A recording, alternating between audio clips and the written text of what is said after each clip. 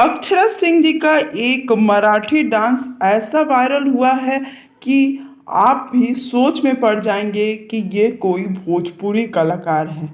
इन्हें मराठी डांस आता नहीं है।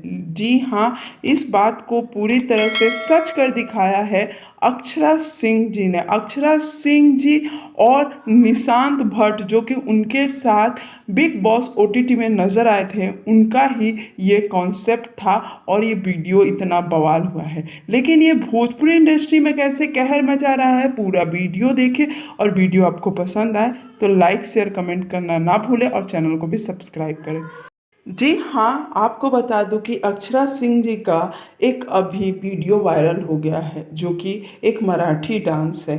और आपको बता दूं कि इसका कारण ये है कि पवन सिंह और ज्योति सिंह का जो तलाक की अर्जी की चर्चा हो रही है, उसमें अक्षरा सिंह जी वायरल होकर अपने फैंस का दिल पूरा जीत ली।